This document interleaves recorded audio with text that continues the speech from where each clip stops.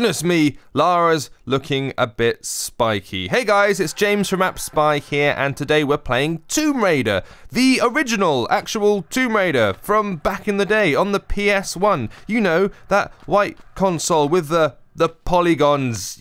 You know the one. Yeah, so I've just turned this on, and it's a real blast from the past. Younger viewers might know Tomb Raider from her latest incarnation, which was a nice Square Enix platformy game, which was actually quite good fun. Kind of a mixture of open world and a straight line linear story. Oh god, arrows. I probably should have stopped and actually paid some attention to that bit. The new story has her cast as a kind of a younger Lara who's just discovering what it is to be an adventurer and, you know, learning about what it is to go into tombs and get attacked by arrows and stuff. It was served as a prequel to this, the first Tomb Raider game, which, as you can see, looks quite a bit different. Now, obviously, the PS1 was made many years ago, so there's a reason why it looks the way it does. One of the things that's going to take some getting used to, I've literally just turned this on, okay, maybe I have to walk back and run and jump, is, or rather are, the controls, because back in the day, there were no dual sticks, there was no such thing as a dual analog stick controller. Hey, there we go.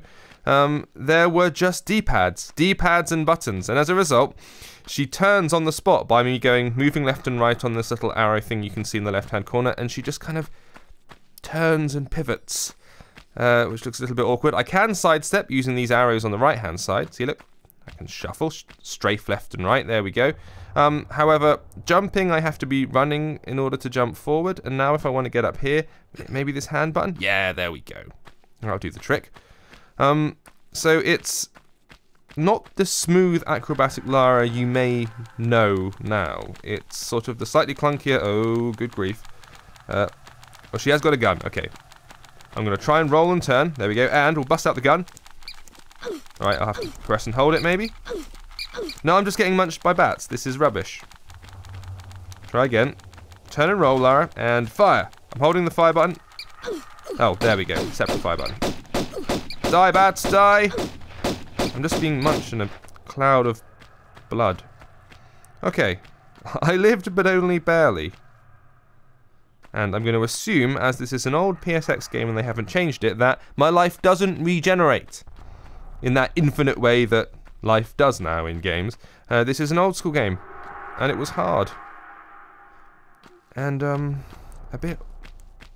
a bit awkward. Actually, I'm controlling this slightly easier than I thought. My recollections of playing Tomb Raider when it was first released, apart from the fact that at the time it was very impressive, graphically and everything, we were just still in wonder at the idea of a fully 3D game back then, because we had just come from the days of the SNES and the Mega Drive, or Sega Genesis if you're in America, and everything was, pretty much everything was a 2D platformer. So the idea of taking control of a fully 3D character and exploring a fully 3D world was really like something that sort of blew our minds. If you ever go back to the original game, however, having played the numerous sequels that have existed since, I'm going to put the guns away, and just other platform games, I mean, ironically, you know, you've got Uncharted, which was clearly influenced by Tomb Raider, and then the success of the Uncharted franchise spawned them to, or caused people to reboot the original Tomb Raider franchise. And then the original Tomb Raider franchise was kind of inspired by Indiana Jones, so there's kind of this strange cyclical circle of inspiration. The first game, this one, was far less violent than the new ones, whereas the new ones are much more sort of action-based. This really was about, here we go, pulling levers and finding cogs and putting them together. Even though there is an action component, I can't see what I'm shooting. Just going to take it as read that it's working. Yeah, even though there was an action component to these games, it was, I think, as I remember, much more puzzle-oriented. Hop up, there we go. So, how does it look? It looks sharp. I mean, I know it looks very sort of jaggy and polyagonal and stuff, but it's a very sharp version of the game. They've done a good job with it. Even though you can see, there was this funny thing with the PlayStation where stuff would shift. Each sort of layer of the screen, each wall texture and stuff like that, would almost jiggle a little bit as you walked around. You can sort of see it, almost as if the structure is slightly unsound, and it's composed of different tiles that are all, you know, catching up with one another, like if you were to sort of stamp your foot in the middle of a loose pile of tiles and you see a shockwave emanating outwards. It was kind of a little bit like that. Can I jump up this far? Oh, Lara, no way. Come on, you're clearing that. You can do it. Ah, but surely you can do this. Come on. There we go. Why didn't it work before? Ah, rubbish. Let's find another pathway. So how does it control? Well, it controls... It's difficult. It controls okay for what it is. Like, it does remind me of playing the original Tomb Raider game, which I guess it's an emulation, or it's a, you know, a rebranding of it, a repackage, and it should feel like the original game, and it does. I remember the original game feeling a bit awkward to control, and if I'm honest, this is a little bit awkward to control. So I guess we wouldn't have it any different. There's no way it was ever going to feel like the modern Tomb Raider games, nor should it, I suppose. It's playable.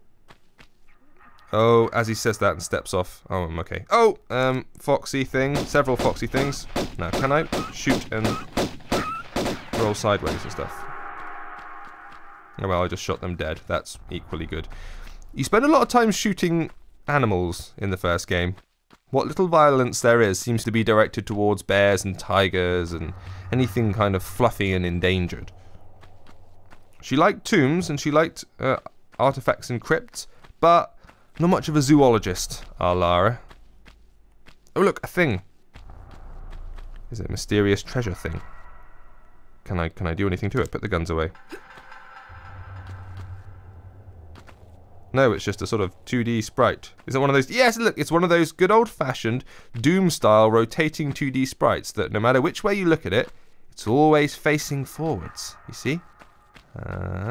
Back in the days before they could be bothered to fully render everything in 3D, or rather before they could fully render everything in 3D, you just took a 2D sprite and then you stuck it in a 3D environment, and then you just made it so that it would always face towards the camera. That was the trick, and it gave the illusion of 3D. What does this button do? I'm not even sure what this one does. Is this her walk button? Yeah. Okay, never mind. I don't think we're going to solve any particularly impressive puzzles at this point, but this does give you an idea of what the game looks and feels and plays like. It is out right now in the App Store globally. It's 69p or 99 cents, which is actually a bargain considering it's released by Square Enix, who generally think nothing of charging $15 or £10 and upwards for a very old version of Final Fantasy. I guess this one will be of interest to Tomb Raider historians. Don't expect it to control like the new one, because it doesn't. But there it is, you can play it right now. Thanks for watching, see you next time. This has been James with AppSpy.com. We review, you decide.